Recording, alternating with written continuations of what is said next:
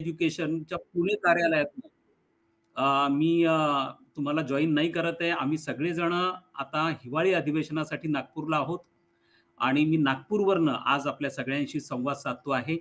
आज आपला सह्याद्री शिक्षण संवाद यामधलं आजचं चौथं आपलं पुष्प आहे.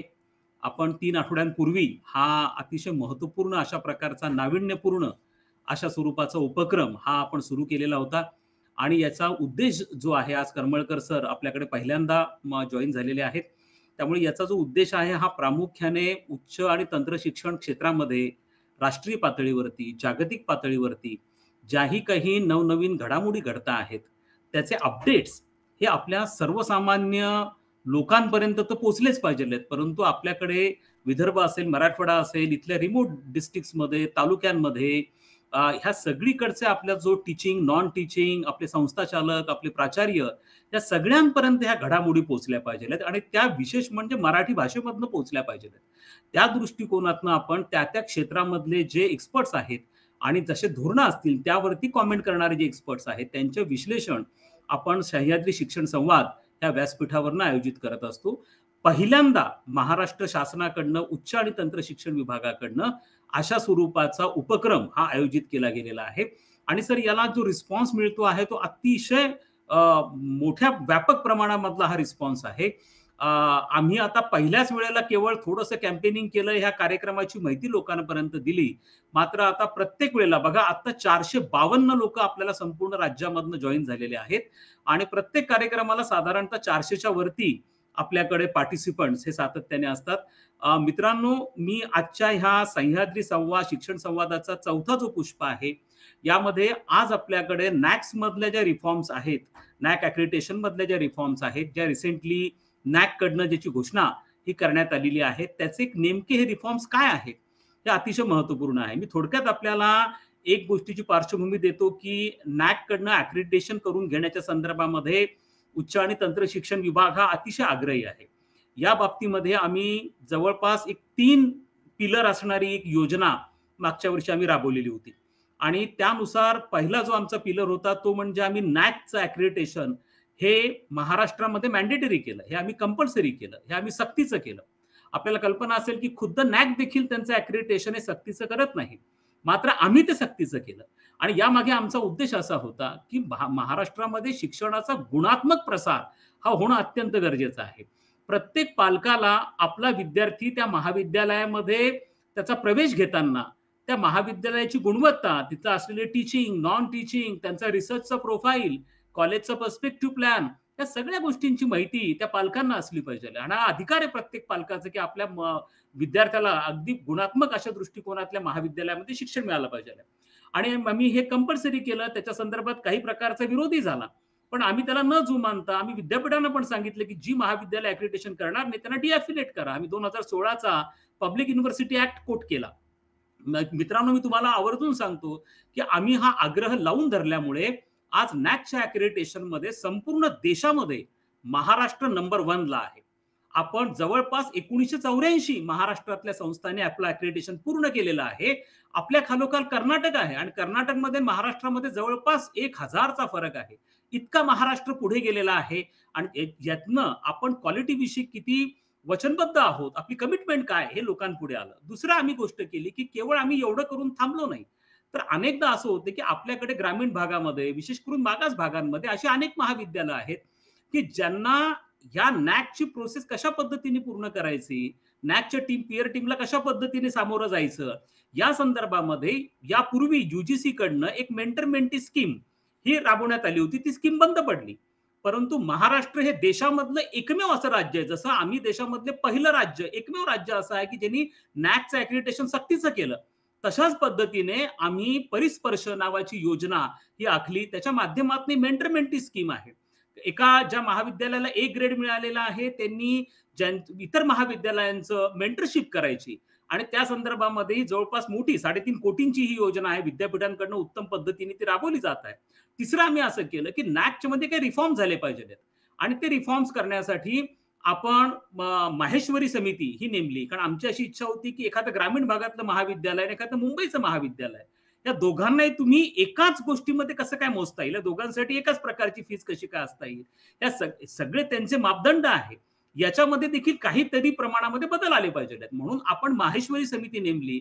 माहेश्वरी साहेब हे नॉर्थ महाराष्ट्र युनिव्हर्सिटीचे व्हाईस चान्सलर आहेत आणि त्यांनी ह्या कमिटीने रिपोर्ट दिला आणि त्या रिपोर्टमध्ये एक अत्यंत महत्वाचं एक त्याच्यामध्ये रिकमेंडेशन होतं आणि ती म्हणजे हे जे आपण एबीसीडी अशा स्वरूपाचं ग्रेडेशन करतो त्याच्या ऐवजी आता तुम्ही बायनरी सिस्टम इंट्रोड्यूस करा.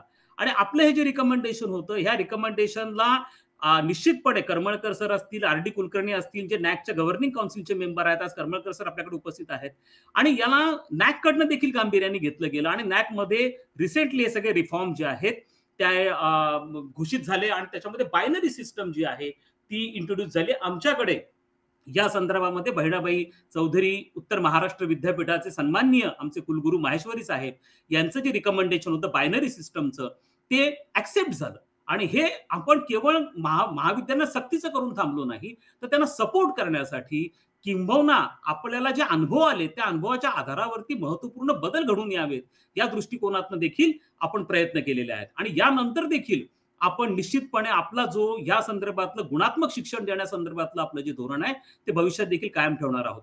या दृष्टिकोनातनं आपण हा जो नॅक मधले जे रिफॉर्म झालेले आहेत, वेगवेगळ्या पद्धतीचे सिस्टम त्यांनी लॉन्च केलेले आहेत, या संदर्भामध्ये जे नॅकच्या गव्हर्निंग काउन्सिलचे मेंबर आहेत, खुद्द ज्यांनी ह्या निर्णय निर्मिती प्रक्रियेत ज्यांचा प्रत्यक्ष सहभाग होता, असे सावित्रीबाई फुले पुणे युनिव्हर्सिटीचे माजी कुलगुरू, महाराष्ट्र शासनाकडनं राष्ट्रीय शिक्षण धोरण 2020च्या अंमलबजावणीसाठी जी सर्वोच्च स्टिअरिंग कमिटी नेमण्यात आली त्याचे सन्माननीय अध्यक्ष आज आदरणीय नितीन करमळकर सर आज आपल्याकडे उपस्थित आहेत आणि त्यांनी हे सगळे रिफॉर्मच्या बाबतीमध्ये पुढाकार घेतलेला आहे. आपलं म्हणणं त्यांनी नॅककडे कम्युनिकेट केलेलं आहे. त्यामुळे आज तेच आपल्याला या ठिकाणी जॉईन झालेले आहेत. मी नॅक मधले जे रिसेंट रिफॉर्म झाले ते आपल्या महाराष्ट्रातल्या प्रत्येक जणांकडे, तर आपली 500 ची कॅपॅसिटी आहे, 499 जण आज संपूर्ण राज्यामधनं आज आपल्याला जॉईन झालेले आहेत. हा उत्स्फूर्त प्रतिसाद आहे. मी फार वेळ न घेता आदरणीय करमळकर सरांना विनंती करतो की नॅक्स मधल्या रिफॉर्मच्या संदर्भामध्ये आपलं जे प्रेझेंटेशन आहे कृपया आपण त्याला सुरुवात करावी. आदरणीय करमळकर सर.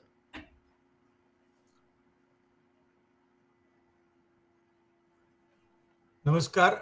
राज्याच्या उच्च शिक्षणाची धुरा जे सांभाळत आहेत ते डॉक्टर देवळणकर यांच्या माध्यमातून हा अनोखा आणि मला असं वाटतं की कुठेही आता अशा प्रकारचा प्रोग्राम नाही ज्याच्या माध्यमातून शिक्षण क्षेत्रामध्ये जे काही बदल घडत आहेत त्याची सर्वांपर्यंत पोहोचवण्याच्या दृष्टीनं ही व्यापक चर्चा होण्याच्या दृष्टीनं हे माध्यम त्यांनी निवडलेलं आहे आणि मी त्यांचं मनपूर्वक पहिल्यांदा अभिनंदन करतो आणि आभारी मानतो की या व्यासपीठावर मला बोलण्याची संधी दिली जाते.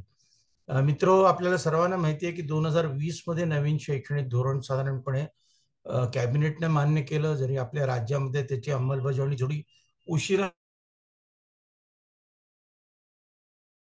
सुरू झाली, कारण हा शिक्षणा विषय हा राज्यावर सक्ती नाही या बाबतीत. पण महाराष्ट्र राज्यामध्ये 2022 मध्ये साधारणपणे डिसेंबरच्या महिन्यात आपले त्यावेळेचे महामहिम राज्यपाल कोश्यारी साहेबांनी बेसिकली याच्यामध्ये मोठा पुढाकार घेतला आणि त्यानंतर एक स्टिअरिंग कमिटी स्थापण्यात आली ज्याच्या माध्यमातून आपण काम करतो आहोत. पण हे काम करत असताना सुद्धा नुसते एनईपीचा इम्प्लिमेंटेशन इथपर्यंत मर्यादित एनईपीचं धोरण नाही, तर एनईपी मध्ये एक महत्वाचा मुद्दा जो आहे की बेसिकली गुणात्मक संस्थांमध्ये बदल झाला पाहिजे आणि त्यामुळं नॅक अक्रेडिटेशन जे आहे ते चांगल्या पद्धतीने होण्याच्या दृष्टीनं काही बदलही अपेक्षित होते. साधारणपणे नॅक या संस्थेला अस्तित्वात येऊन याच वर्षी 30 वर्ष पूर्ण झाली. या 30 वर्षामध्ये बेसिकली आपण पाहिले की अनेक रिफॉर्म झालेही असतील. याच्याही आधी अनेक वेळा फॉर्मॅट बदलण्यात आलं. सुरुवातीच्या काळी प्रत्यक्ष भेटीवर सर्व कार्यक्रम चालायचा आणि मग त्या दिवशी त्या भेटीमध्ये 2-3 दिवसाच्या भेटीमध्ये तज्ज्ञ मंडळींना जे काही डॉक्युमेंटेशन आपण देतो ते डॉक्युमेंटेशन प्रत्यक्ष पाहणीच्या माध्यमातून मार्किंग व्हायचं. पण त्याच्यामध्ये काही अनेक त्रुटी येऊ लागल्या. काही ठिकाणी वेगळ्या पद्धतीनं या टीमला हँडल केलं गेलं, रादर टीमनं इन्स्टिट्यूटला वेगळ्या पद्धतीने हँडल केलं गेलं. या सर्व गोष्टींचा उहापोह करून मला असं वाटतं की मला खरं सांगायचं म्हणजे याचं जास्त श्रेय डॉक्टर पटवर्धन, भूषण पटवर्धन, जे UGCचे व्हाईस चेअरमन होते, त्यांना द्यावं लागेल. कारण जेव्हा जे UGCचे व्हाईस चेअरमन होते त्याच वेळेला ते एक्झिक्युटिव्ह काउन्सिलचे नॅकचे चेअरमन होते आणि त्यावेळेला त्यांनी एक श्वेतपत्रिका काढली होती. ती श्वेतपत्रिका आजही मला असं वाटतं की नॅकच्या वेबसाईटवर आपल्याला पाहायला मिळेल. याचा विचार झाला. त्यानंतर राधाकृष्ण कमिटी स्थापन करण्यात आली आणि त्यांनी जवळजवळ 6 ते 7 महिने काम केलं. त्याच्या आधी 3 छोट्या छोट्या कमिटी होत्या. त्यांचे जे काही रिपोर्ट उपलब्ध होते त्या रिपोर्टच्या माध्यमातून ही संपूर्ण प्रक्रिया घडली आणि ते रिपोर्ट फायनली ऍक्सेप्ट केला गेला. आणि त्या रिपोर्टवर बेसिकली साधारणपणे या वर्षी जून जुलैच्या आसपास मला जाणवत आहे की एक वेगळी अपेक्स कमिटी नेमण्यात आली आणि त्या अपेक्स कमिटीच्या माध्यमातून आपल्या डीम्ड टू बी युनिव्हर्सिटी आहेत, प्रायव्हेट युनिव्हर्सिटीज आहेत, ऑटोनॉमस कॉलेजेसची संख्या मोठ्या प्रमाणात वाढते आहे, अफिलिएटेड कॉलेजेस आहेत, याच्यामध्ये लॉ आहे, याच्यामध्ये सायन्स, आर्ट्स आणि कॉमर्सची कॉलेज आहेत, काही एका फॅकल्टीची कॉलेजेस आहेत, काही ठिकाणी परफॉर्मिंग आर्ट सारख्या गोष्टी शिकवल्या जातात. उदाहरणार्थ जे स्कूल ऑफ आर्ट जी असेल तर सर्वांना मोजपट्टी एकाच पद्धतीनं एक मोजपट्टी आपल्याला वापरता येणार नाही हे सातत्यानं लक्षात येत होतं आणि त्या दृष्टीनं जो फॉर्मॅट होता तो परिपूर्ण नव्हता आणि तो परिपूर्ण फॉर्मॅट करण्याच्या दृष्टीनं साधारणपणे एक जवळजवळ 3 दिवसाचं मंथन आणि ती मंथन म्हणजे फिजिकली जे झालं बेंगलोरमध्ये आणि त्याच्यानंतर साधारणपणे पुढचे 1.5 महिना 2 महिने अनेक ऑनलाईन मिटिंगच्या माध्यमातून त्याचं फॉर्मॅट बनवण्यात आलं. ही संपूर्ण प्रक्रिया पूर्ण होऊन त्याच्यानंतर त्यांची जी प्रक्रिया असते की दिलेलं फॉर्मॅट जे आहे ते त्यांच्या एक्झिक्युटिव्ह काउन्सिलमध्ये पास व्हावं लागतं आणि त्याच्यानंतर पुढची प्रोसेस सुरू होते. साधारणपणे जून 30 पर्यंत जुन्या पद्धतीने अक्रेडिटेशन करण्याची परवानगी सर्वांना दिली गेलेली होती आणि आजपर्यंत जेवढ्या काही त्याला त्या टीम पाठवणं आणि त्याप्रमाणे त्यांचं अक्रेडिटेशन करणं ही प्रोसेस सुरू आहे आणि त्यानंतर मला असं वाटतं की ती विंडो बंद करण्यात आलेली आहे. सध्या साधारणपणे नॅकच्या इतर गोष्टी सुद्धा मी पाहतो ज्याच्यामध्ये अपील कमिटी आहे, ग्रीव्हन्सेस असतात. नॅकच्या बाबतीत बेसिकली आपल्याला जे काही ग्रेडिंग मिळालेलं आहे त्याबद्दल बऱ्याच संस्थांना जाणवतं की योग्य पद्धतीनं झालेलं नाही आणि त्यामुळे त्यांच्यासाठी सुद्धा एक विंडो ओपन करण्यात आलेली आहे आणि त्याच्या माध्यमातून अपील केले जातात. त्या बेसिसवर हे गुणात्मक जे मूल्यांकन आहे ते होत नाही तर त्याच्याबरोबर तुमचा जो डेटा आहे तर जवळजवळ 30% फक्त व्हिजिटवर आहे आणि 70% जो आहे तो डेटा जो आहे तो डेटा जो तुम्ही सबमिट करता जो ऑनलाईन पद्धतीनं त्याचं व्हॅलिडेशन केलं जातं आणि त्याच्या माध्यमातून संपूर्ण मार्किंग केलं जातं. याच्यामध्ये आता सध्या मी काम करत असल्यामुळे मला अनेक वेळा जाणवलं की आपण जो काही डेटा सबमिट करतो त्याच्या संबंधी बऱ्याच त्रुटी असतात. मॅक्सिमम ज्या अपील कमिटी समोर केसेस येतात त्याच्यामध्ये जी व्हिजिट केलेली कमिटी आहे त्याने मूल्यांकन चांगलं केलेलं असतं पण त्याप्रमाणे ते डेटामध्ये दिसत नाही. याचं कारण की डेटा जो आपण सबमिट केला असतो तो व्हेरीफाय न करता आणि बऱ्याच वेळा फार विचार न करता तसाच सबमिट केलेला असतो आणि त्यामुळं बऱ्याच वेळा अनेक संस्था चांगलं काम करत असून सुद्धा केवळ चांगल्या पद्धतीनं डेटा समजून घेतला नाही आणि भरला गेला नाही म्हणून सफर होतात. या सर्व गोष्टींचा विचार करूनच अनेकविध नवीन माध्यमांचा या संपूर्ण प्रणालीमध्ये उपयोग करण्यात येत आहे. मी आता माझं पॉवर पॉईंट जो आहे तो शेअर करतो पहिल्यांदा आणि मग आपण जे काही बदल घडून येत आहेत त्या संबंधात माहिती घेऊया.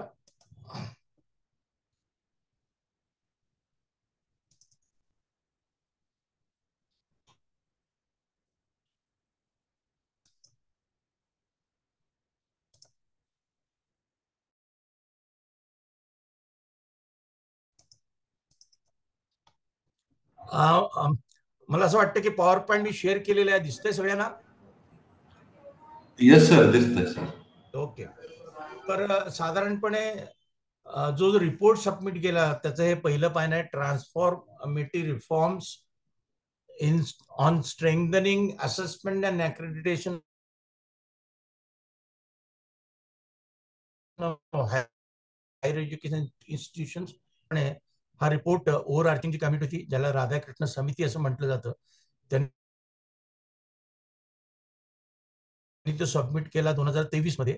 आणि त्याच्यानंतर नॅकनी फार प्रोएक्टिव्हली याच्यावर काम केलेलं आहे आणि मुळात त्या एक्झिक्युटिव्ह काउन्सिलमध्ये हा रिपोर्ट स्वीकारला गेला आणि जे काही बदल याच्यामध्ये त्यांनी सांगितले होते ते बदल अंमलात आणण्याच्या दृष्टीनं अपेक्स कमिटीची निर्मिती केली.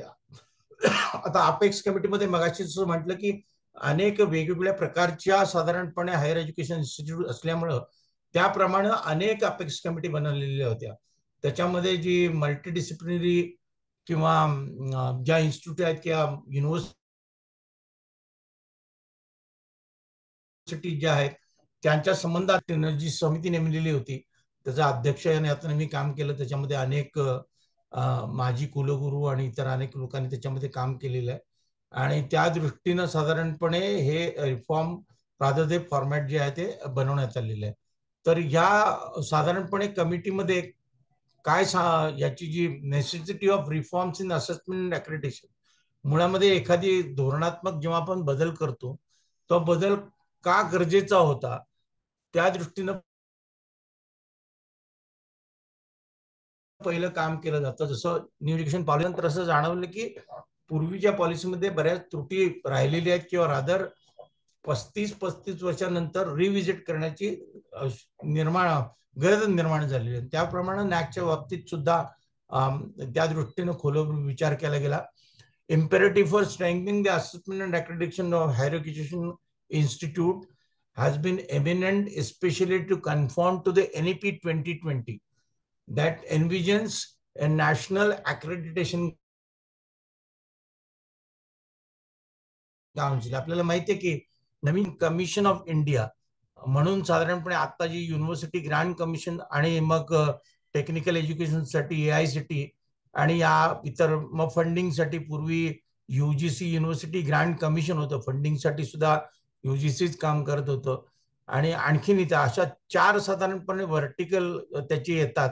तर 4 व्हर्टिकलना एकत्रित करून हायर एज्युकेशन कमिशन ऑफ इंडियाची स्थापना अपेक्षित आहे आणि त्या दृष्टीने जे कामकाज सुरू आहे आणि त्याच्यातलं एक जे व्हर्टिकल आहे अक्रेडिटेशन काउन्सिल जी आहे ती अत्यंत महत्वाची असणार आहे. आता सध्या जर पाहिलं तर presently multiple agencies within the ambit of the union government of India have been mandated for periodic approvals, assessment, accreditation and ranking of HEIS. आपण पाहतो की बार काउन्सिल आहे, आर्किटेक्चरल काउन्सिल आहे, फार्मसीची काउन्सिल वेगळी आहे, मेडिकल वेगळं आहे. सध्या तरी नवीन शैक्षणिक धोरणाच्या ह्याच्यामध्ये ट्रॅडिशनल आणि प्रोफेशनल आणि प्रोफेशनमध्ये जनरली टेक्निकल एज्युकेशन हा पूर्णपणे या अंब्रेलाखाली आलेले नाही आहेत, कारण अजून हायर एज्युकेशन कमिशन जे स्थापन होण्याची प्रोसेस आहे ती सुरू आहे. पण सध्या तरी साधारणपणे टेक्निकल एज्युकेशन रादर AICTE आणि UGC या दोन्ही संस्थांनी ज्यांच्या अखत्यारीत बरीचशी कॉलेजेस रादर मेजॉरिटी जेवढी कॉलेजेस आहेत त्यांच्या अखत्यारीत येतात, बारिंग फ्यू म्हणजे लॉच असेल आणि त्यासाठी वेगळ्या गोष्टी आहेत. पण त्यामुळं त्यांच्यामध्ये एक वाक्यता येण्याच्या दृष्टीने कमिशनची निर्मिती आहे. Continues to be cause of concern. आतापर्यंत 30 वर्षामध्ये देवणकर सरांनी स्वतःच्या आपल्या सुरुवातीच्या प्रस्तावनेमध्ये सुद्धा सांगितलं की महाराष्ट्र सुद्धा एकेकाळी अत्यंत मागे होता या संपूर्ण प्रोसेसमध्ये. पार्टिसिपेशन त्याचं जे होतं ते अत्यंत कमी होतं आणि त्या दृष्टीनं मला असं वाटतं की देवळणकरांचे विशेष आभार. रादर आपलं जे हायर एज्युकेशन डिपार्टमेंट आहे त्यांनी प्रोएक्टिव्हली गुणात्मक साधारणपणे गोष्टींचा पुढाकार करून आणि त्या दृष्टीनं हेच मॅन्डेटरी केलं आणि त्यामुळे आज जी संख्या वाढलेली आहे. पण अदरवाईज भारतभर जर पाहिलं तर त्याच्यामध्ये तुम्हाला दिसेल की ही संख्या जी आहे अत्यंत कमी आहे. आज बऱ्याच इन्स्टिट्यूट येत आहेत पुढे, पण ह्याची कारणं पण काय होती की काय इन्स्टिट्यूट पुढे येत नाही आहेत, तर काही त्याच्यामध्ये इलिसिट प्रॅक्टिसेस झाली, इंट्रोड्यूस झाली म्हणण्यापेक्षा आपणच कोणीतरी त्याच्यामध्ये जबाबदार होतो. समिती आल्यानंतर येणारा खर्च, त्या दृष्टीनं नंतर बऱ्याच वेळा आम्ही अक्रेडिटेशन केल्यानंतर आम्हाला त्याचा काय फायदा चांगला आहे. जसं देवणकरांनी सांगितलं की एखाद्या विद्यार्थ्याचं ऍडमिशन घेत असताना पालक नेहमी बघतात की कुठल्या संस्थेमध्ये आपण जातो आहोत आणि आपल्या पाल्याला पाठवतो आहोत आणि त्या संस्थेचा गुणात्मक दर्जा काय आहे, आणि तो दर्जा केवळ नॅकच्या माध्यमातून दिला जायचा. आणि त्यामुळं बेसिकली नॅक ला जाणं अत्यंत गरजेचं आहे. Besides the plurality of all encompassing information, much of which may not be completely applicable for diverse पहिला जो डिवाइड आहे तो अर्बन अँड रुरल डिवाइड आहे. एखाद खेड्यामध्ये अत्यंत ह्याच्या परिस्थितीमध्ये असलेलं कॉलेज आणि ते त्याचं नॅकचं ग्रेडेशन, आणि बऱ्याच वेळा एखाद्या शहरामध्ये असलेलं कॉलेज, याच्यामध्ये गुणात्मक फरक असतोच. नुसता गुणात्मक नाहीये तर बऱ्याच वेळा फिजिकल इन्फ्रास्ट्रक्चर त्यांचं त्या पद्धतीनं नसतं वगैरे, अमुक तमुक. नंतर वेगवेगळ्या विषयामध्ये ते काम करत असतात. आज मगाशी म्हटलं बोलायचं झालं तर तिन्ही फॅकल्टी असलेली कॉलेज आहेत, 2 फॅकल्टीची असलेली आहेत, 1 फॅकल्टीची असलेली आहेत, काही फक्त परफॉर्मिंग आर्ट्स मध्ये काम करणारी आहेत, जेजे स्कूल ऑफ आर्ट सारखी संस्था आहे. तर ही जी विविधता आहे ती विविधताचं मूल्यांकन एकाच पद्धतीनं, one cap doesn't fit for all, हा जो कन्सेप्ट आहे, आणि त्या दृष्टीनं बेसिकली म्हणून काही बऱ्याच वेळा या संस्था याच्यामध्ये उतरत नव्हत्या. Then the collection of information by these agencies, there are concerns on subjectivity in the processes and in different agencies. म्हणजे टेक्निकल एज्युकेशन मध्ये तुम्हाला माहिती आहे की एनबीए अक्रेडिटेशन चालतं, आणि तसा आपलं जसं नॅकचं अक्रेडिटेशन आहे तसं टेक्निकल अँड प्रोफेशनल कोर्सेससाठी एनबीए सारखी संस्था आहे. आणि त्याच्यामध्ये बेसिकली दोन्हीमध्ये तफावत बऱ्याच वेळा दिसून आलेली होती. तो एक विचार ह्याच्यामध्ये केला गेलेला आहे. त्याच्यानंतर these reforms have been proposed with a strategic intent to be consistent with the vision of NEP 2020. Adopt right away a simple, trust-based, credible, objective, and rationalized system for approval, accreditation, and ranking of HEIs. त्याच्यामध्ये NEP मध्ये मुळात जो त्याचं जे घोषवाक्य म्हणायला हरकत नाही, मल्टी डिसिप्लिनरी साधारणपणे एज्युकेशन असलं पाहिजे. आणि त्यामुळे आपण पाहिलं की खूप नवीन व्हर्टिकल त्याच्यामध्ये दिलेले आहेत, म्हणजे मेजर, मायनर आणि त्या व्यतिरिक्त अनेक व्हर्टिकल्स, जेणेकरून होलिस्टिक डेव्हलपमेंट विद्यार्थ्याची व्हावी. आणि मग हा जेव्हा बदल घडतोय तेव्हा ऍक्ट दृष्टीनं हा रिफॉर्म गरजेचा होता. मग ह्याच्यामध्ये 3 मुद्द्यांवर विशेष करून जास्त लक्ष दिलं गेलेलं आहे. व्हेरिफायबल अँड सिक्युअर्ड सेंट्रलाइज डेटाबेस. मग आज जो मी सुरुवातीला ज्याचा उल्लेख केला की DVB, तुमचा जो डेटा व्हॅलिडेशन जो आहे तो जो ऑनलाईन पद्धतीनं सबमिट केलेला आहे, त्याच्यामध्ये बऱ्याच वेळा आता ज्या काही तक्रारी येतात त्या मॅक्सिमम त्याच्यामध्ये असतात की मुळात आपण तो जे मॅट्रिक्स आहे तो न समजता तो डेटा आपण सबमिट केलेला असतो, आणि तो सबमिट केलेला ज्या गोष्टी आहेत त्या गोष्टी कुठेतरी तुमच्या, जसं मी एक उदाहरण म्हणून देतो की एक मॅट्रिक्स असा आहे की ज्याच्यामध्ये सांगितलं जातं की तुमची investment on development of your campuses आणि इन्व्हेस्टमेंट जी आहे किंवा एक्सपेंडिचर बेसिकली ऑन मेंटेनन्स. तर या गोष्टी तुमच्याकडे असतात पण बऱ्याच वेळा त्या बॅलन्स शीट मध्ये कुठे दिसत नाहीत, आणि बॅलन्स शीट मध्ये सुद्धा ती काळजी घेतली पाहिजे की त्याला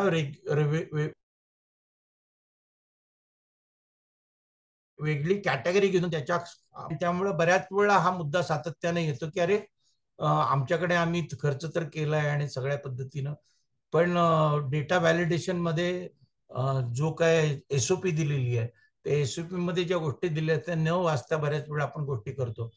व्हेरीफायबल अँड सिक्युअर्ड सेंट्रलाइज डेटाबेस. मग या दृष्टीने त्यांनी असं केलेलं आहे की बेसिकली आता हा जो तुमचा डेटा तो आता आपण वेबसाईटवर डिस्क्लोज करतो तो पब्लिक डिस्क्लोजरच्या दृष्टीने प्रयत्न केला करत जातो. आणि त्यामुळे वन नेशन त्यामुळे दुसरा जो मुद्दा आहे तो technology driven modern system that कुड रिप्लेस, मिनिमाइज मॅन्युअल इन्व्हॉल्वमेंट. म्हणजे इथे मॅन्युअल इन्व्हॉल्वमेंट मध्ये आता सुद्धा डीबीबी मध्ये डीबीबीचा कोणतरी एक एजन्सी असते किंवा कोणाकडे तरी ते काम दिलेलं असतं, त्यांच्यामध्ये बऱ्याच वेळा क्लॅरिटी नसते, त्यामुळे बऱ्याच वेळा ज्याला म्हणतात ना कॉन्फ्लिक्ट निर्माण होऊ शकतात. हे सगळं मिनिमाइज करण्याच्या दृष्टीनं टेक्नॉलॉजीचा जास्तीत जास्त वापर करता येईल त्या दृष्टीने एक प्रयत्न ह्याच्यामध्ये केला जातोय. Mentoring and incentivising schemes for raising their participation as well as accreditation levels towards eminent significance and global acclaim. आता ही जी स्पर्धा जी सुरू झालेली आहे ती स्पर्धा राष्ट्रीय पातळीवर नाही आहे. आपल्याला इनफॅक्ट एनईपी मध्ये तोही मुद्दा सातत्यानं बोलला जातो की आंतरराष्ट्रीय ज्या संस्था आहेत त्यांच्याबरोबर तुमचं कोलॅबोरेशन, त्यांच्याबरोबरचे कोर्सेस, तुमचं बाहेर कॅम्पस आहे किंवा परदेशीय विद्यापीठाबरोबर आपण काही एखादी कॅम्पस काढतोय का वगैरे, या गोष्टी म्हणजे थोडक्यात आपण आता पातळीवर आपल्या संस्था जर न्यायच्या असतील तर त्या दृष्टीनं जे सगळ्यात महत्वाची गोष्ट मेंटॉरिंग अँड इन्सेंटिव्हायझिंग स्कीम्स.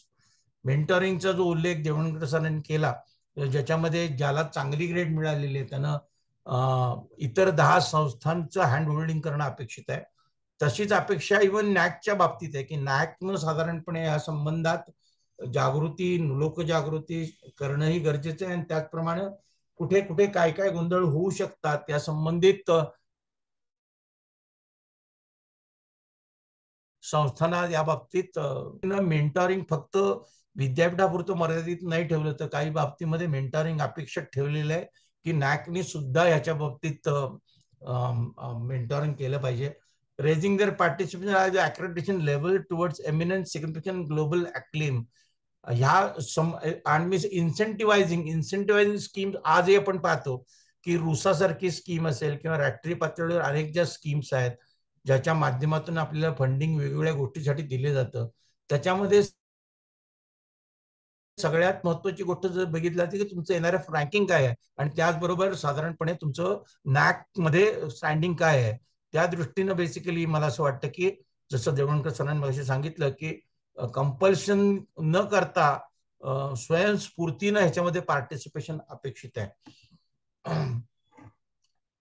आता त्यांची जी की रेकमेंडेशन जी होती या राधाकृष्णन समितीची, त्याच्यामध्ये पहिली सगळ्यात गोष्ट म्हणजे बायनरी अक्रेडिटेशन. ही स्पर्धा जी आपण जी रॅट रेस केली की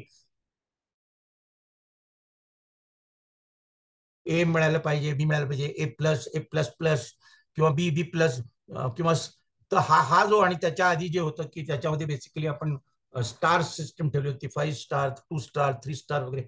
याच्यामुळे काय झालं की एक स्पर्धा चांगल्या पद्धतीची स्पर्धा अपेक्षित होती तर ती न होता वेगळ्या पद्धतीने वेगळ्या मार्गाने काम सुरू झालं आणि त्यामुळं बेसिकली बऱ्याच संस्था ज्यांची सांपत्तिक परिस्थिती खूप चांगली नाही आहे अशा संस्था याच्यामध्ये पार्टिसिपेट करत नव्हत्या. आणि दुसऱ्या विशेषतः प्रायव्हेटच्या बाबतीत असताना वाटत गव्हर्नमेंटच्या ह्या स्कीम पण नुसतं स्कीम पुरतं मर्यादित न राहता देवणकर सरांनी जसं विशेष उल्लेख केला की पालक विशेषतः आज विचार करतात की आपण कुठल्या संस्थेमध्ये किंवा कॉलेजमध्ये आपल्या विद्यार्थ्याला पाठवतोय ते बघत असताना त्यांचं एनआरएफ रँकिंग काय आहे किंवा नॅशनल लेवलला, स्टेट लेवलला या संस्थेचं मूल्यांकन काय आहे हे पाहिलं जातं आणि त्या दृष्टीनं गरज आहे की बेसिकली अक्रेडिटेशन या प्रोसेसमध्ये पार्टिसिपेट करणं. त्यामुळं ही जी स्पर्धा जी मध्ये आता कुठल्याही प्रकारची ग्रेडिंग न ठेवता 2 पद्धतीचे इन्स्टिट्यूट राहतील ज्यांनी अक्रेडिटेशन मध्ये भाग घेतला आणि जे मिनिमम स्टँडर्ड त्यांनी सेट केले त्याप्रमाणे ते अक्रेडिटेटेड किंवा नॉन अक्रेडिटेड अशा 2च प्रकारच्या संस्था राहतील. आणि नॉन अक्रेडिटेड संस्थांमध्ये त्यांना आपण सोडून देणार का नाही तर टू बी मेंटॉर्ड. आणि मेंटॉर्ड कोण करणार तर आपण ज्यांना चांगलं हे मिळालेलं आहे, ज्या अक्रेडिटेड संस्था आहेत त्याही करतील, त्याचबरोबर नॅकही ह्याच्यामध्ये पार्टिसिपेशन करेल. पण ज्या संस्था ज्यांच्या 3-3, 4-4 सायकल आतापर्यंत झालेल्या आहेत, ज्या ऑलरेडी ए ग्रेडमध्ये आहेत, पुणे विद्यापीठाचा मी कुलगुरू या नात्याने सांगू शकतो कारण नॅकचा जो पार्ट जो होता तो मी 2010 पासून जवळजवळ 2017 पर्यंत कुलगुरू होईपर्यंत 2 सायकलमध्ये मी स्वतः त्याचा डायरेक्टर होतो आणि त्यामुळं बेसिकली 3 सायकलीमध्ये आपण गेलेलो आहे आणि 3री सायकल नंतर A+ ग्रेड मिळाल्यानंतर 7 वर्षानंतर आता नेक्स्ट आपली सायकल सुरू होणार आहे. आणि हे करल रँकिंग खूप चांगलं आहे किंवा क्रेडेन्शियल चांगले आहेत अशा संस्थांना त्यांनी एक चॅलेंज थ्रो केलेलं आहे. पार्टिसिपेशन त्यांनी करायचे आहे ते की मॅच्युरिटी बेस्ड ग्रेडेड अक्रेडिटेशन आणि त्याच्यामध्ये लेवल 1 to 5. आता मॅच्युरिटी म्हणजे आता 3 सायकल म्हणजे 5 त्रिक 15 वर्ष, 4 सायकल 20 वर्ष, 25 वर्ष, 30 वर्ष मुळात संस्थेला निर्माण होऊन झाली नॅकला. तेव्हा या 30 वर्षाच्या संपूर्ण कार्यकाळामध्ये जितक्या वेळा त्यांनी पार्टिसिपेट ज्यांनी मॅच्युरिटी अचीव्ह केलेली आहे अशी ज्या संस्था आहेत पार्टिसिपेशन करत असताना ह्या लेवल 1 to 5 आहेत त्याच्यामध्ये पार्टिसिपेट करायचं आहे. आता लेवल 1 to 4 जे आहेत त्या institutions of national excellence level 1, level 2, level 3, level 4 असं साधारणपणे त्यांचं ग्रेडिंग असणार आहे. आणि लेवल 5 जे आहे ती institutions of global excellence for multidisciplinary research and education. आणि त्यामुळे मला असं वाटतं की हा गुणात्मक फरक लक्षात घेणं गरजेचं आहे. जरी नुसतं मॅच्युरिटी वयाने झाली असेल तरी सुद्धा इतर अनेक दिलं जातं तुमच्या प्रोसेस कशा आहेत आणि त्याच्यानंतर त्याचं आउटकम आतापर्यंत मिळालेलं काय आहे त्या आउटकमच्या बेसिसवर अनेक साधारण पॅरामीटर डिसाईड केले गेलेले आहेत आणि त्याच्या माध्यमातून हे संपूर्ण ग्रेडिंग केलं जाईल आणि त्याच्यामध्ये ह्या लेवल्स ठरवल्या जातील. नंतर दुसरा सगळ्यात महत्वाचं जे रेकमेंडेशन या समितीची होती 1 नेशन 1 डेटा प्लॅटफॉर्म. त्यामुळे single point data entry by HEI with the provisions for periodic updates. साधारणपणे आपण म्हणतो की आपल्याला पडणं जेव्हा नॅक साठी जातो काही संस्थांकडे दोन्ही असतात. ते टेक्निकल साठी AICTचा म्हणजे NBA साठी जात असतात. नंतर रँकिंग NIRF रँकिंग साठीचा पुन्हा वेगळं पोर्टल त्याच्यामध्ये वेगळा डेटा अशा पद्धतीने जा. आता ती गरज नाही आहे. एकदा जे काही तुम्ही कराल ते सिलेक्टिव्हली या सगळ्या ज्या संस्था आहेत त्या डिग आउट करतील, माइन करतील. तुम्हाला प्रत्येक वेळा नव्यानं सगळ्या गोष्टी भरण्याची गरज नाही आहे. Enabling ease of doing and verification by respective agencies and single version of truth to be achieved through stakeholder crowdsourcing as an approach for further validation and to ensure reliability of data. म्हणजे मी फक्त data दिलाय असं नाही तर stake holders crowd sourcing म्हणजे जे even ह्याच्या बाबतीत केलं गेलं की आपली जी NEP केली गेली तर अनेक स्टेक होल्डर्स साधारणपणे वेब पोर्टलवर ती टाकलेली होती आणि एज्युकेशन मिनिस्ट्रीच्या ज्याच्या माध्यमातून अनेक लोकांना कडून याच्याबद्दल त्यांची मतं मागून तुमच्या एखाद्या संस्थेबद्दल समाजामध्ये समाज मन काय आहे तर मग त्यातले जे स्टेक होल्डर विद्यार्थी असतील, पालक असतील, इतर अनेक जे घटक आहेत की अल्युमिनाय असतील यांच्या माध्यमातून तुम्ही जो डेटा दिलेला आहे त्याचं व्हॅलिडेशन सुद्धा होणार आहे आणि त्या दृष्टीने प्रयत्न केले गेलेले आहेत. Enable choice based ranking system for diverse users, potential users, student, funding agencies, industry etcetera. आता विद्यार्थ्यांच्या दृष्टीनं पुन्हा एकदा देवणकरांनी जे अधोरेखित केलं की विद्यार्थ्यांना ऍडमिशन घेताना बेसिकली कुठली आपली संस्था चांगली आहे त्या दृष्टीनं तो युजर म्हणून वेगळा आहे. फंडिंग एजन्सी जेव्हा प्रोसा असेल किंवा NBT DBT असेल किंवा CSIR फंडिंग असेल किंवा तुमच्या इतर अनेक ज्या DST असेल या सगळ्या वेगवेगळ्या ज्या फंडिंग एजन्सीज आहेत त्या फंडिंग एजन्सीच्या दृष्टीने सुद्धा फंडिंग देत असताना बेसिकली क्रेडेन्शियल पाहण्याच्या दृष्टीनं या डेटा प्लॅटफॉर्म ज्या अत्यंत उपयुक्त असणार आहे. इंडस्ट्री एखाद्या गोष्टीची कन्सल्टन्सी किंवा एखाद्या गोष्टीच्या बाबतीत आपल्याकडून त्यांना ज्याला आपण म्हणतो की अकॅडमिक सपोर्ट हवा असतो, सब्जेक्ट एक्सपर्टाईज हवा असतो, त्या दृष्टीने सुद्धा त्यांना बऱ्याच वेळा अडचण येते की कुठल्या विद्यापीठाकडे जावं. जवळच्याच विद्यापीठाकडे तो प्रयत्न करत असतो पण द बेस्ट विद्यापीठ या विषयामध्ये काम करणारं कोण आहे हे कळण्याच्या दृष्टीनं सुद्धा मला असं वाटतं की हा जो 1 नेशन 1 डेटा प्लॅटफॉर्म अत्यंत महत्वाचा असणार आहे.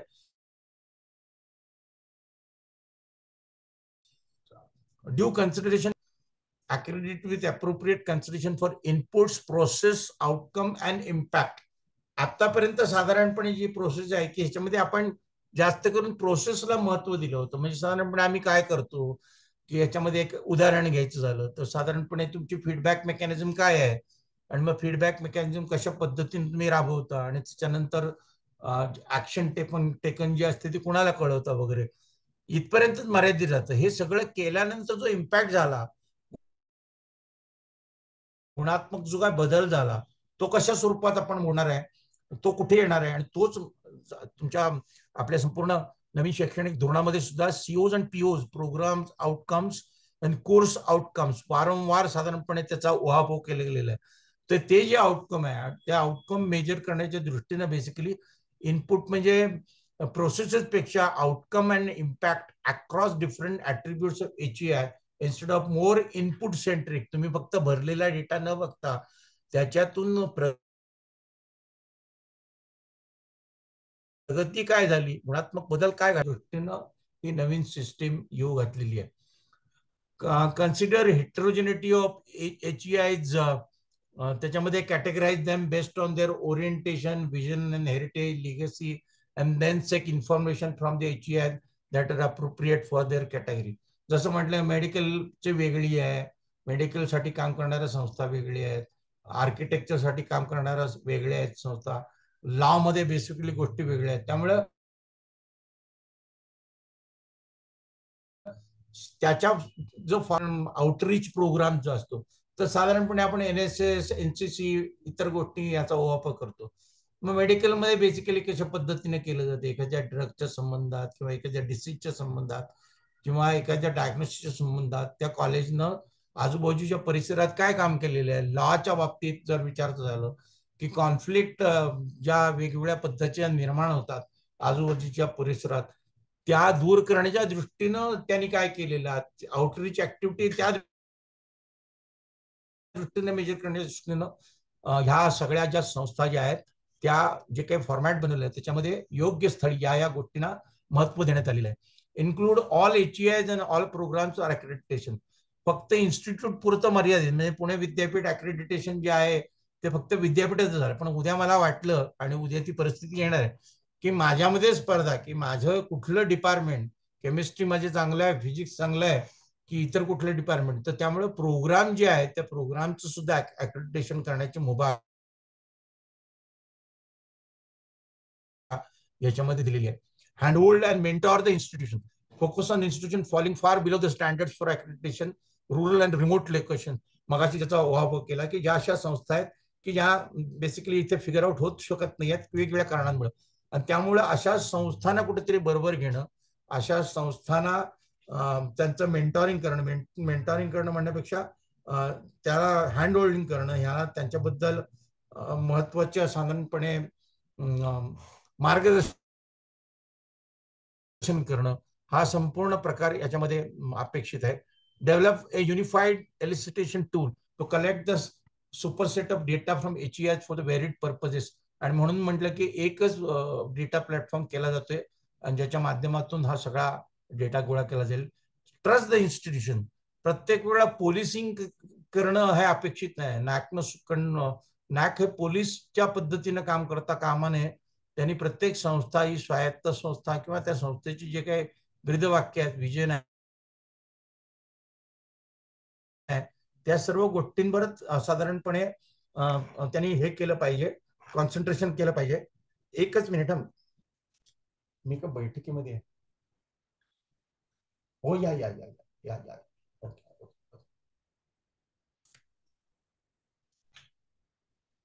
त्यामुळे विद्यापीठांवर विश्वास दाखवणं अत्यंत गरजेचं आहे. म्हणजे प्रत्येक वेळा मी बऱ्याच वेळा या अपील कमिटीच्या माध्यमातून भांडत असतो की मगाशी जे काही उदाहरण दिली, तर प्रत्येक वेळा मग डेटा सबमिट केल्यानंतर फोटो दिलाय, मग फोटो मग ब्रॉशर नाही दिलेलं, मग हे नाही दिलेलं. म्हटलं हे पॉलिसी सारखा जो काम आहे ते होता कामा नये. जी काही संस्था त्याच्या विश्वास तर त्याला कुठे तडा जाता कामा नये, विश्वास त्यांच्यावर ठेवला पाहिजे.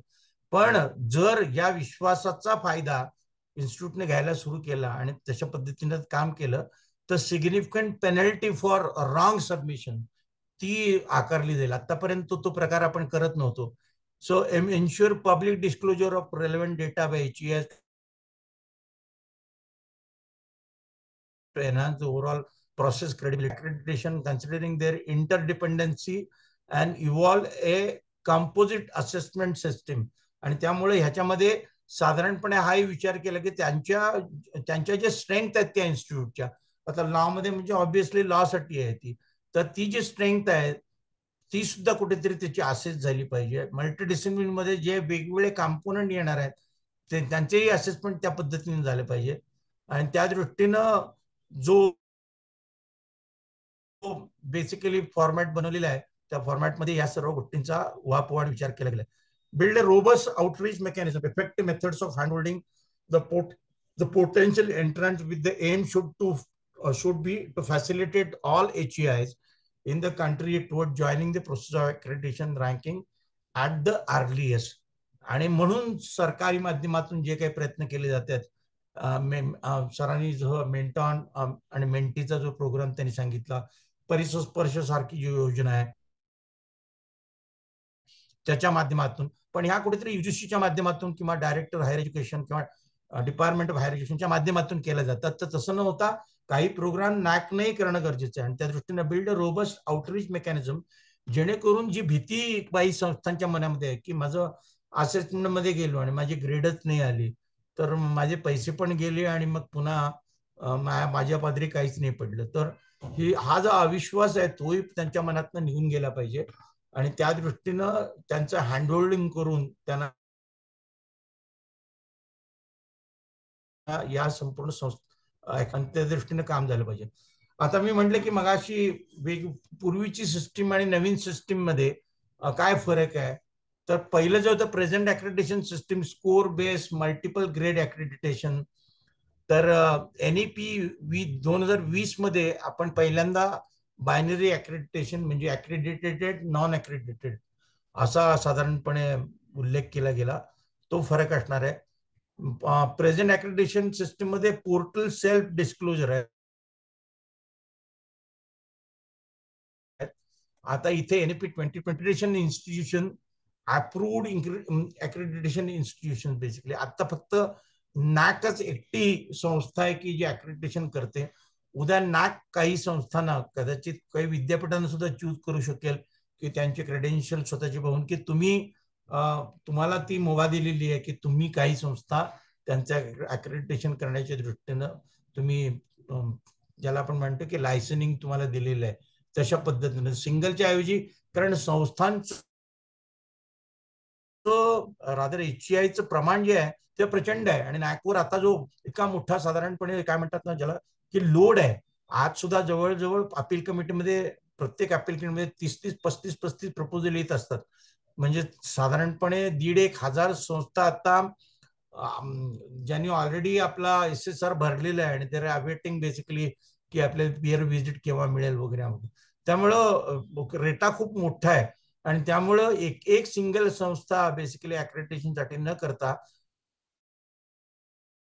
नॅक काही लोकांना मला असं वाटतं की सहयोगी संस्था म्हणून याच्यामध्ये स्वीकारेल आणि त्यांच्या माध्यमातून अक्रेडिटेशन होऊ शकेल. One size fit all model आत्ताचे जे आहे, थोडं जे फॉर्मॅट जे आहे ते मोरलेस सगळीकडे सारखंच आहे आणि त्याच्यामुळं वेगवेगळ्या संस्थांमधला किंवा HEI मधला जो फरक आहे तो मोजता येत नाही. आणि त्यामुळं आता युनिव्हर्सिटी टाईप बेस्ड प्रोसेस आपण त्याच्यामध्ये आणले. मग university deemed to be university असेल, प्रायव्हेट युनिव्हर्सिटी असेल, मल्टीडिसिप्लिन युनिव्हर्सिटी असेल किंवा विशिष्ट एरियाप्रमाणे साधारणपणे त्या गोष्टी साधारणपणे मेजर करण्याच्या दृष्टीनं त्या संपूर्ण फॉर्मॅटमध्ये आपण त्याचा विचार केलेला आहे. Input process limited outreach approach, input process limited outcome approach, limited outcome approach आहे. आता जी प्रोसेस जी आहे त्याच्यामध्ये फक्त तुमचा डेटा भरणं आणि त्याचं व्हॅलिडेशन इतकंच आहे. पण आता नवीन जे आहे ते मेजॉरिटी जी आता जी येणार आहे ती आउटकम बेस्ड अप्रोच असणार आहे की संपूर्ण या प्रोसेसचा परिणाम काय झाला. प्रोसेस तुम्ही राबवली छान. आता साधारणपणे आपण म्हणतो की सिलेबस बनवत असताना करिक्युलम डेव्हलप करण्याची प्रोसेस काय आहे, कोणाकोणाला याच्यामध्ये इन्व्हॉल्व्ह केलं होतं, पब्लिक पार्टिसिपेशन होतं का, संस्थेचं कुठल्या इंडस्ट्रीचं होतं का, कुठल्या NGOचं होतं का, कुठल्या त्या सब्जेक्ट एक्सपर्ट कोण होते, हे फक्त मर्यादित न बघता बेसिकली जे काही सिलेबस बनलं त्यातून जे काही शिकवलं गेलं त्याचा परिणाम विद्यार्थी जो घडला त्या विद्यार्थ्याला कशाप्रमाणे समाजामध्ये मान्यता मिळतीये इथपर्यंत साधारणपणे शेवटी एम्प्लॉयबिलिटी हा सुद्धा अत्यंत महत्वाचा आउटकम बेस्ड अप्रोच असणार आहे. Generic policy benefits as an incentive for accreditation, empirical policy benefit to motivate accreditation. त्यामुळे ह्या दोन ज्या प्रेझेंट सिस्टीम आणि एनईपी मध्ये जो फरक आहे आत्ताचा, एनईपीच्या माध्यमातून जो फरक घेतलेला त्या सगळ्यांचा उहापोह या संपूर्ण सिस्टीम मध्ये केलेला आहे. तर साधारणपणे ह्या सगळ्या गोष्टींचा विचार करून एनईपी जे काय सांगतं तर मग साधारणपणे आपण पाहिलं की आतापर्यंत एनईपी मध्ये आपण नवीन नवीन गोष्टी काढल्या होता. एनईपी मध्ये आहे employability and skill development. Basically कार्यकुशलता, कुशल वर्ग तयार करण्याच्या दृष्टीने, एम्प्लॉयबिलिटी एनहान्स करण्याच्या दृष्टीनं एज्युकेशन तशा पद्धतीचं करिक्युलम डेव्हलपमेंट असलं पाहिजे. रिसर्च अँड इनोव्हेशन, रिसर्च आपल्याकडे होताच, पण आता इनोव्हेशन मध्ये बेसिकली आपल्याला आजही बघतो की अनेक ठिकाणी इनोव्हेशनला प्रमोट करायला स्टार्टअप सेल्स आहेत, इनोव्हेशन सेल्स आहेत, ज्याच्या माध्यमातून साधारणपणे अनेक स्टार्ट निर्माण होत आहेत, त्यांचं मेंटरिंग केलं जाते, त्यांना सीड फंड दिले जातात वगैरे वगैरे. तर त्याला प्रमोट करण्याचे ज्याला आपण म्हणतो की स्वयंपूर्ण होण्याच्या दृष्टीनं, आत्मनिर्भर भारत होण्याच्या दृष्टीनं आपण काय करतो. आंतरप्रनरशिप आणि स्टार्टअप्स हा त्यातलाच पार्ट आहे. Multiple exit and multiple entry हा जो प्रकार आहे ही त्याची मोजदाद कशी करायची तर तोही साधारणपणे पॅरामीटर याच्यामध्ये लक्षात घेतलेला आहे. अकॅडमिक बँक ऑफ क्रेडिट त्याला जे ड्यू महत्व देणं गरजेचं आहे ते या संपूर्ण सिस्टीम मध्ये दिलेलं आहे. इंडियन नॉलेज सिस्टीम हा जो नवीन प्रकार आपल्याला भारतीय ज्ञान परंपरा आणि ज्ञान करती आहे. आपण महाराष्ट्रामध्ये एक जिनेरिक साधारणपणे 2 क्रेडिटचा कोर्स सगळ्यांना कंपल्सरी केलेला आहे आणि मग सेकंड इयरला आपण ते ठेवलेलं आहे की बाबा सब्जेक्ट स्पेसिफिक त्याला जर कोणाला माहिती घ्यायची असेल तर तो ज्याला आपण म्हणतो की डीप डाईव्ह तो त्याच्यामध्ये घेऊ शकतो. तर त्या दृष्टीनं प्रयत्न होतोय. त्यामुळे इंडियन नॉलेजच्या सिस्टीम मध्ये आपण काय काय गोष्टींचा अंतर्भाव केलेला आणि कशा पद्धतीनं आपलं करिक्युलम राबवतोय. एसडी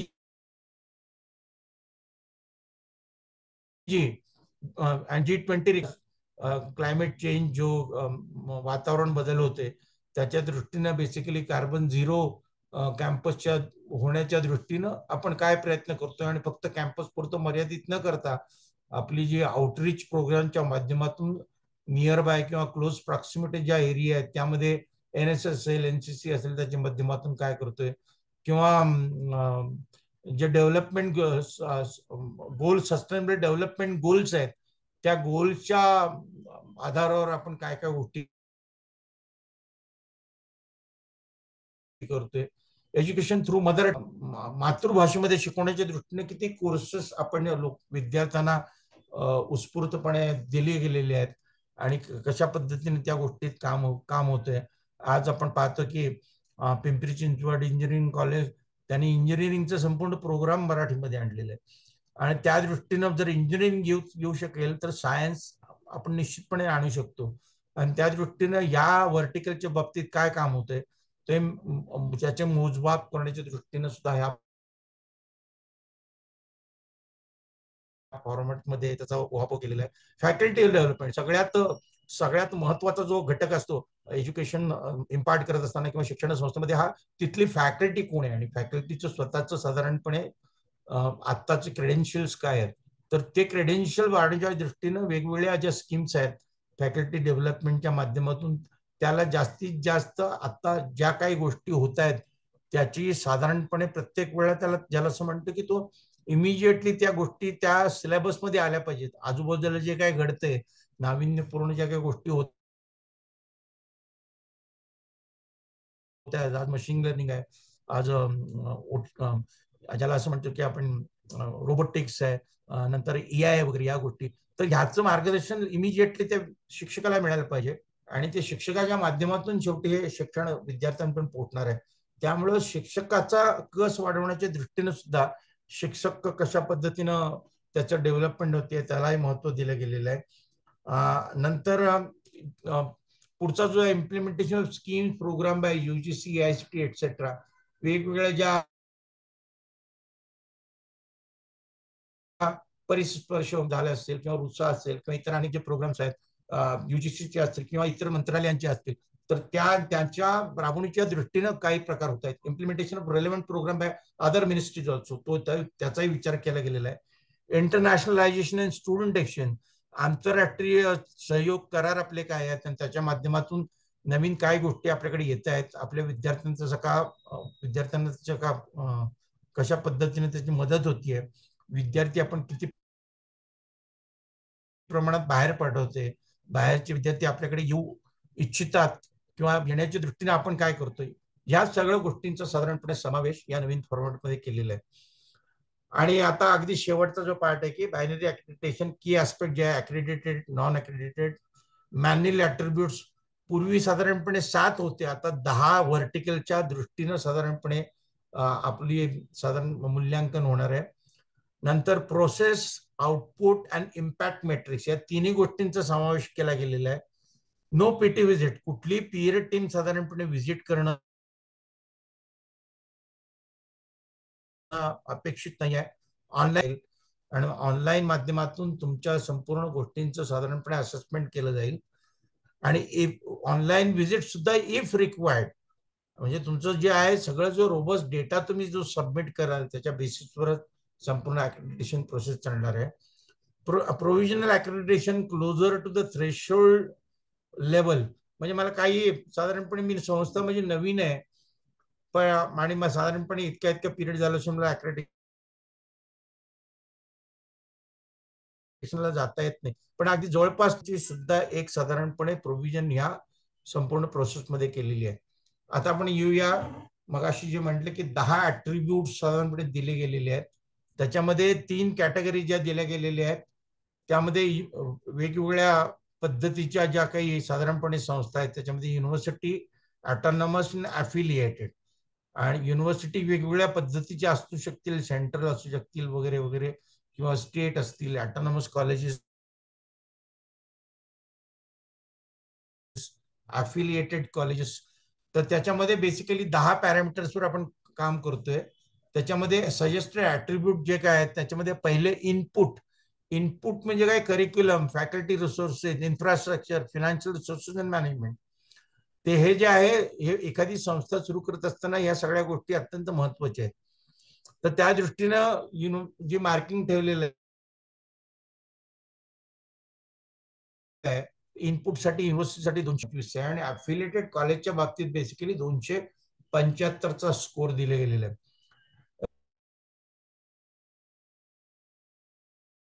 जेणेकरून बेसिकली जिथे काही गोष्टीमध्ये ते कॉलेज कमी पडेल त्याचा विचार करून इथे तो स्कोर जास्त प्रमाणात, इथे जास्त इनपुटला महत्व दिले गेले. प्रोसेसच्या बाबतीत जर पाहिलं बेसिकली तर तुम्ही बघितलं असतं learning and teaching, extended curriculum engagement, governance and administration, आणि त्यासाठी साधारणपणे युनिव्हर्सिटीला जो आहे तो 375चा जो स्कोर आहे तो साधारणपणे युनिव्हर्सिटीसाठी आहे. ऑटोनॉमस साठी सुद्धा तो 375 आणि अफिलिएटेडच्या बाबतीत सुद्धा तो थोडासा जास्त आहे, साधारणपणे 400 पर्यंत स्कोर आहे. नंतर आउटकमच्या बाबतीत ज्या 4 कॅटेगरी केलेल्या आहेत त्याच्यामध्ये student outcomes, research and innovation outcomes, sustainability outcomes and green initiative, जे मेजरेबल असतं. स्टुडंट आउटकम बेसिकली स्टुडंटचं प्रोग्रेशन काय आहे, कुठल्या पद्धतीनं त्याचं साधारणपणे पासिंग पर्सेंटेज काय आहे, तो पुढे काय करतो, प्रोग्रेशन त्याचं काय आहे, PhD ला जॉईन होतो का इंडस्ट्रीमध्ये, एम्प्लॉयबिलिटीच्या दृष्टीनं काय आहे त्याची, हे मेजर करण्यासारख्या गोष्टी आहेत. रिसर्च अँड इनोव्हेशनच्या बाबतीत सुद्धा तोच प्रकार आहे. तुमचे रिसर्च पेपर सायटेड जर्नल्स आहेत का, स्कोपस मध्ये आहेत का वगैरे, या सगळ्या गोष्टी जिथे प्रत्यक्षपणे मेजर केलं जाईल. Sustainability outcomes and green initiative, आता हे फक्त नुसतं आटणं नाही तर नेट 0 पर्यंत आपण पोहोचतोय का, आणि त्या दृष्टीने आपले प्रयत्न काय काय आपण केलेले आहेत ते सगळे मोजण्यासारखे प्रयत्न आहेत. आणि त्यामुळं आउटकमच्या बाबतीत त्या गोष्टींचा आपण विचार केलेला आहे. 350 युनिव्हर्सिटीला जो दिलेला तो स्कोर आहे, ऑटोनॉमसच्या बाबतीत तो 300 आहे, आणि अफिलिएटेडच्या बाबतीत 225 आहे. आणि इथे आउटकम सत्यमेव आउटकम ग्रीन इथे अफिलिएटेड कॉलेज मधला जो स्कोर आहे तो 225 ठेवलेला आहे. आणि युनिव्हर्सिटीला अपेक्षित आहे की जिथे चांगल्या पद्धतीचा रिसर्च झाला पाहिजे, इनोव्हेशन झाली पाहिजे, तिथे बेसिकली त्यांचा स्कोर तो 350 पर्यंत नेलेला आहे. आणि त्यामुळे थोडक्यात कारण माहिती असते कॉलेजेसमध्ये आपण किती जरी प्रयत्न केला तर रिसर्च जे आउटपुट असतं ते कमी असतं, कारण शिक्षक बऱ्याच वेळा टीचिंग मध्येच जास्त गुंतलेलं असतं आणि त्यामुळं त्याला तो रिसर्चसाठी संशोधन करण्यासाठी वेळ मिळत नाही. आणि त्यामुळं त्या दृष्टीनं ते कॉलेज कुठे सफर होऊ नये म्हणून त्याचा स्कोरच ठेवताना तिथे 225 ठेवलेले आहे. एक्सटेंडेड ॲट्रिब्यूट, युनिकनेस, इम्पॅक्ट, सिच्युएटेडनेस वगैरे. आता युनिकनेस किंवा इम्पॅक्ट म्हणजे युनिकनेस मगाशीच म्हटलं की एखाद्या विशिष्ट गोष्टीमध्ये एखादी संस्था खूपच चांगलं काम करते, म्हणजे मल्टीडिसिप्लिनरी आपण संगीतामध्ये हात धरणार नाही कुठे अशा पद्धतीचं काम होते. किंवा सिच्युएटेडनेस, ती कुठे सिच्युएटेड आहे, मगाशी जे म्हटलं की अर्बन आणि रुरल हा दोन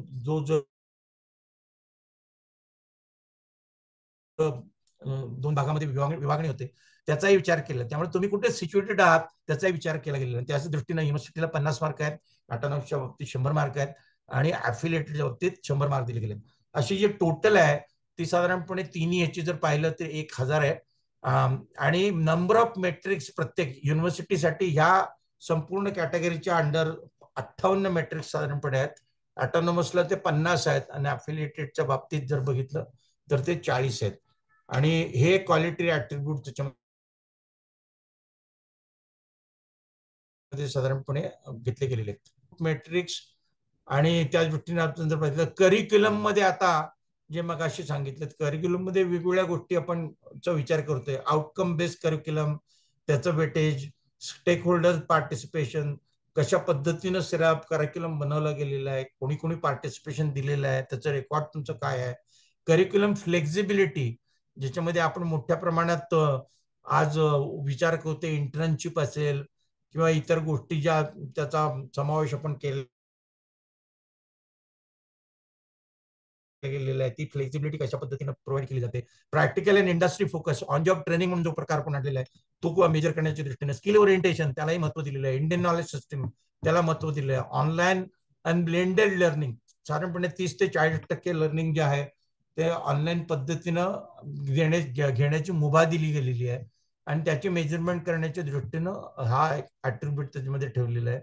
करिक्युलम रिव्हिजन किती वेळा किती सातत्याने, कारण आजूबाजूच्या झपाट्याने बदल होतोय आणि त्या गोष्टी आपल्या सिलेबसमध्ये आपल्या करिक्युलम मध्ये वारंवार रिफ्लेक्ट होतात का.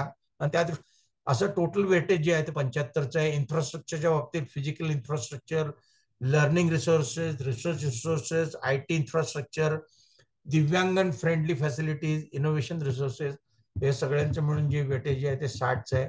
A2 फॅकल्टी रिसर्चच्या बाबतीत faculty student ratio, faculty quality, PADF किती झालेले आहेत, पोस्ट डॉक्टरल केलेले किती आहेत, साधारणपणे परदेशात जाऊन आले किंवा परदेशी याच्यामध्ये कोलॅबोरेशन असले ते फॅकल्टी डेव्हलपमेंटच्या दृष्टीने त्याला वेटेज दिले आणि त्याप्रमाणे मार्किंग केलेलं आहे. Financial resources and management, ratio of capital income versus capital expenditure, साधारणपणे हा बऱ्याच वेळा सातत्याने येणारा प्रश्न आहे. मगाशी जो मी सांगितलं की DVU मध्ये एक जो प्रश्न आहे की expenditure on infrastructure development and expenditure on maintenance, हे आपण करत असतो पण कुठेतरी ते बॅलन्स शीट जी आपली ते बॅलन्स शीट मध्ये त्याचं कॅटेगरायझेशन प्रॉपरली झालेलं नसतं आणि त्यामुळं याच्यामध्ये बदल करून ratio of capital income versus capital expenditure and financial sustainability in control, सस्टेनेबिलिटीच्या दृष्टीनं सेल्फ सपोर्टिंग होण्याच्या दृष्टीनं काय प्रयत्न केले जात आहेत, नवीन कोर्सेस कुठले सुरू केलेले आहेत किंवा नवीन पण गोष्टी कुठल्या आणलेल्या आहेत, त्याचा उहापोह या साधारणपणे फायनान्शियल रिसोर्सेस मॅनेजमेंट हा हे जे व्हर्टिकल आहे त्याच्यामध्ये केलेलं आहे. 5वं व्हर्टिकल आहे लर्निंग अँड टीचिंग, त्याच्यामध्ये पेडागॉजिकल अप्रोचेस काय वापरले गेले, लर्निंग मॅनेजमेंट सिस्टीम कशा पद्धतीने डेव्हलप केलेली आहे, इंडस्ट्री अकॅडमिक लिंकेजेस काय आहेत, म्हणजे फक्त एक परीक्षा घेतली जाते त्याच्या माध्यमातून तसं न होता एकत्रित विद्यार्थ्यांचं साधारणपणे मला ज्याला म्हणतो की आपण कॉम्पिटिशन घेणं किंवा इतर पार्टिसिपेंट, इतर त्यांचे सेमिनार्स, पार्टिसिपेटरी अप्रोचमध्ये एकमेकांमध्ये संवादाच्या माध्यमातून त्याची गुणवत्ता तपासणं, असे वेगवेगळे इनोव्हेटिव्ह अप्रोचेस हे असेसमेंटचे कॉम्पोनंट जे आहेत त्यानं त्या बाबतीत काय काम केले तर ते साधारणपणे लक्षात घेतले. केटरिंग टू लर्निंग डायव्हर्सिटी, तर म्हणजे वेगवेगळ्या ज्या डायव्हर्सिटीज आहेत त्या डायव्हर्सिटीचा विचार करून बेसिकली कशा पद्धतीने शिक्षण दिलं जाते वगैरे, म्हणजे जेंडर पासून इतर ज्या गोष्टी दिव्यांगांपासून त्या दृष्टीनं काय काय आपण सोयी त्याच्यामध्ये केल्या. अकॅडमिक ग्रीव्हन्सेस रिएड्रेसल, एखाद्या जर ग्रीव्हन्स निर्माण झाला तर तो सोडवण्याच्या दृष्टीनं काय प्रयत्न केले जातात, काय प्रोसेस अवलंबल्या जातात. आणि अडरन्स टू अकॅडमिक कॅलेंडर, साधारणपणे अकॅडमिक कॅलेंडर अलीकडे खूप डायरेक्टर हायर एज्युकेशन जास्त चांगल्या पद्धतीने सांगतील.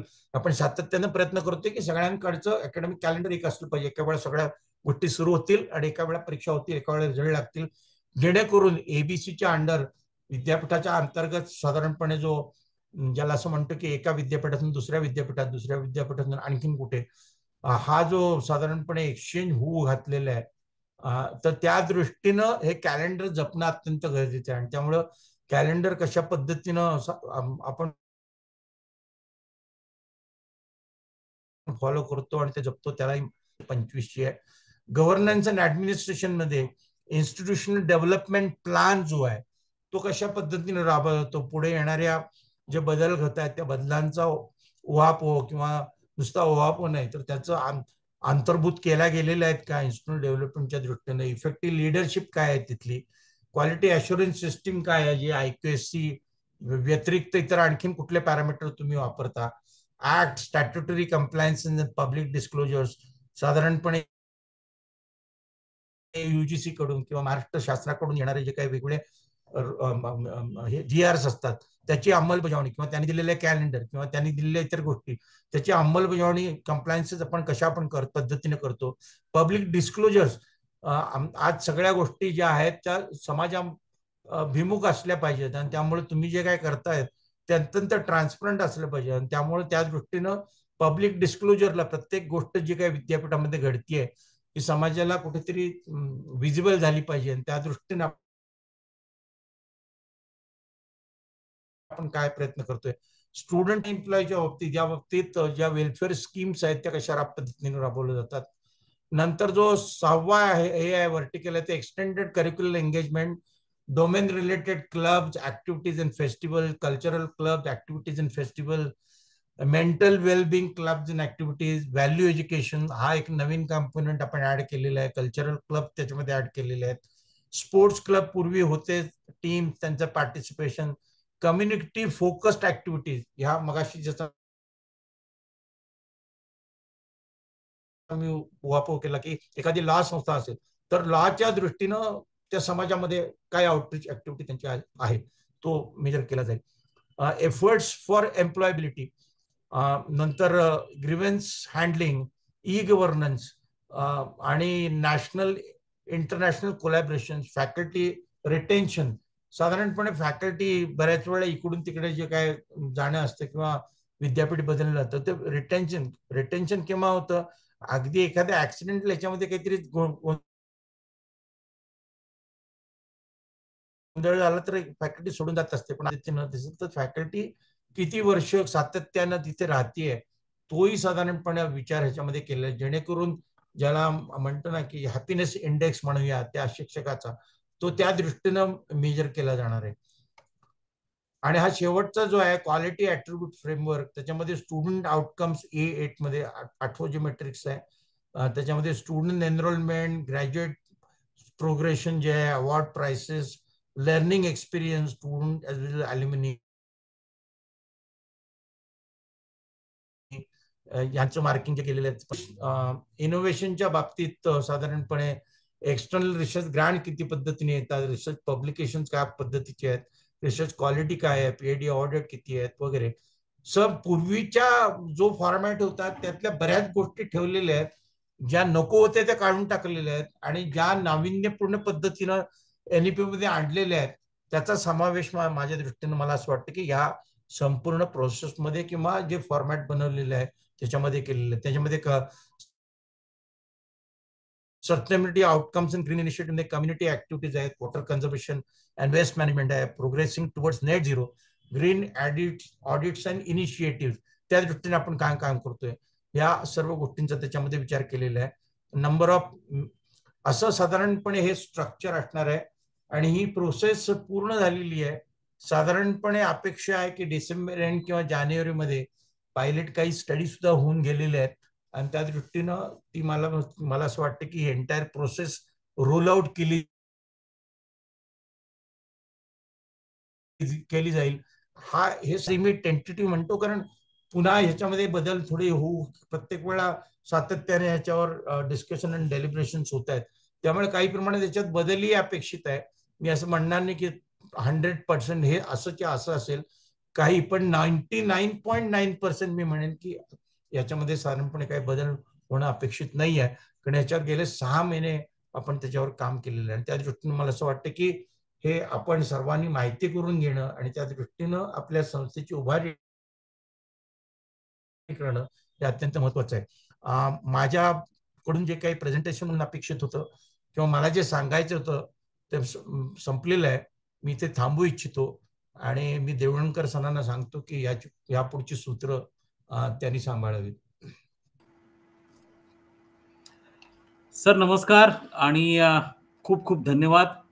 अतिशय सविस्तर अशा स्वरूपाने आपण नॅकच्या मध्ये जे रिफॉर्म्स, ॲक्रेडिटेशनच्या सिस्टममध्ये जे रिफॉर्म्स आहेत त्या रिफॉर्मची पार्श्वभूमी, त्या संदर्भात नेमल्या गेलेल्या कमिटीज आणि नेमके रिफॉर्म्सची उद्दिष्ट काय होती, त्याला नॅशनल एज्युकेशन पॉलिसीच्या पर्स्पेक्टिव्हमधनं हे रिफॉर्म्स कशा पद्धतीने केले गेले, त्याला कशा पद्धतीने अलाइन केलं गेलं, त्याचे पॅरामीटर्स हे NEP वरती बेस्ड कशा पद्धतीने केले गेले, कंपोनंट्स काय असतील, नवीन मार्किंग सिस्टम काय असेल, बायनरी सिस्टम काय आहे, या संदर्भातली सगळी फर्स्ट हँड इन्फॉर्मेशन आज आपण ऑलमोस्ट सर अगदी शेवटपर्यंत आत्ताही 450चा आकडा आहे आणि हे सगळ्या जणांना विशेष करून आज सगळे IQAC डायरेक्टर्स आपल्याकडे विविध महाविद्यालयांमधनं विद्यापीठाचे आज आपल्याला जॉईन झालेले होते, त्यांच्यापर्यंत ही सगळी माहिती मिळाली आणि मला असं वाटतं की आपला पर्पज असा आहे की ज्या व्यक्तींनी अशा स्वरूपाची धोरणं बनवण्यामध्ये योगदान दिलेलं आहे त्याच लोकांना आम्ही आपल्या प्लॅटफॉर्मवरती बोलवतो आणि ज्यांच्याकडून आपल्याला first hand information, primary source ज्याला आपण म्हणू शकतो,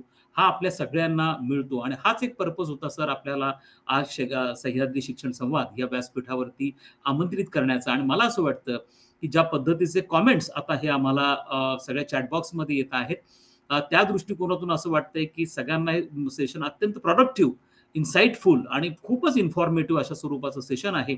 अशा प्रकारचे फीडबॅक आहेत. आज आम्ही आमच्या पार्टिसिपेशनचे सगळे रेकॉर्ड्स आम्ही ब्रेक केलेले आहेत. खूप जण वेटिंग लिस्टमध्ये आहेत.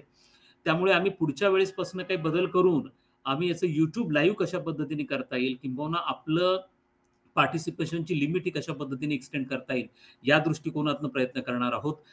मी आज खूप उशीर झालेला आहे ऑलरेडी आणि एक अत्यंत महत्वाची मी या ठिकाणी आपल्या सगळ्यांना गोष्ट शेअर करू इच्छितो, माहिती देऊ इच्छितो की आपण आपलं YouTube चॅनल म्हणजे डायरेक्टरेट ऑफ हायर एज्युकेशनचं higher and technical education department अंतर्गत पहिल्यांदा YouTube चॅनल काढलेलं आहे आणि उद्या सकाळी करमळकर सरांचं जे प्रेझेंटेशन आहे, हे प्रेझेंटेशन आपल्या YouTube चॅनलला अपलोड केलं जाईल आणि ते आपण सगळे बघू शकतात. त्याची लिंक आमच्या ऑफिसकडनं, बॅक ऑफिसकडनं आपल्या चॅट बॉक्समध्ये आम्ही शेअर करू. DHE_पुणे हे आपलं त्याचं हे आहे, लिंक आहे आणि त्यामुळे तुम्ही त्याला बघू शकता. याची लिंक आपण आपल्या वेबसाईटवरती पण देतो. त्यामुळे ज्यांनी हे मिस केलेलं असेल आजचं प्रेझेंटेशन त्यांच्यासाठी किंबहुना ज्यांना आपलं पार्टिसिपेशनचं लिमिट पूर्ण झाल्यामुळे हे ऐकता नसेल आलं तर सगळ्यांसाठी YouTubeला परमनंटली उपलब्ध असेल.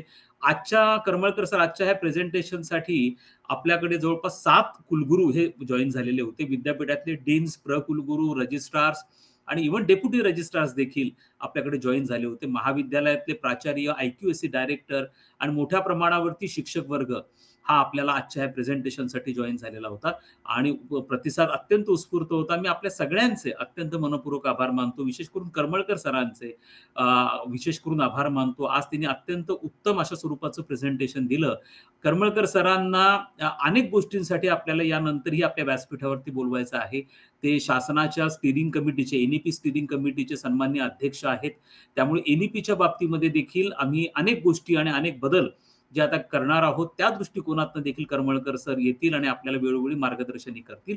मी त्यांचे देखील अत्यंत मनःपूर्वक आभार मानतो. पुन्हा एकदा उच्च आणि तंत्र शिक्षण विभाग, डायरेक्टरेट ऑफ हायर एज्युकेशनच्या वतीने आज आपल्या ह्या सह्याद्री शिक्षण व्याख्यानमालेचं म्हणा किंवा संवादाचं म्हणा, याच्या 4थ्या पुष्पासाठी आपण सगळेजण राज्यातनं जॉइन झालात. करमळकर सरांसह माझं बॅक ऑफिस आणि सगळ्यांचंच मी अत्यंत मनःपूर्वक डायरेक्टर या नात्याने आभार मानतो. पुन्हा एकदा हे लक्षात ठेवा, की दर शुक्रवारी एक नवीन विषय घेऊन आणि आपला टाईम आणि आपला डेट हे सगळं फिक्स आहे. त्याच्यामध्ये बदल होणार नाहीये. आपण त्याच्यातली कन्सिस्टन्सी मेंटेन करण्याचा प्रयत्न करणार आहोत. त्यामुळे पुढच्या शुक्रवारी 27 डिसेंबरला, पुढचा शुक्रवार 27 डिसेंबरला येतो. संध्याकाळी 5 वाजता परत एक नवा विषय घेऊन आपण येणार आहोत. त्याची लिंक, तो विषय, Zoom लिंक, त्याचं पोस्टर, हे सगळ्या गोष्टी आम्ही मंगळवारपासून आपल्या सगळ्यांशी शेअर करायला लागू. DHEच्या वेबसाईटवर बघा, आपल्या Twitter हँडलला बघा, या सगळ्या गोष्टी शेअर केल्या जातील. आणि पुन्हा एकदा आपल्या सगळ्यांच्या भेटीची अपेक्षा करतो पुढच्या शुक्रवारी 27 तारखेला संध्याकाळी 5 वाजता. आणि आज हा 4थं पुष्प या ठिकाणी संपलंय असं मी घोषित करतो. धन्यवाद.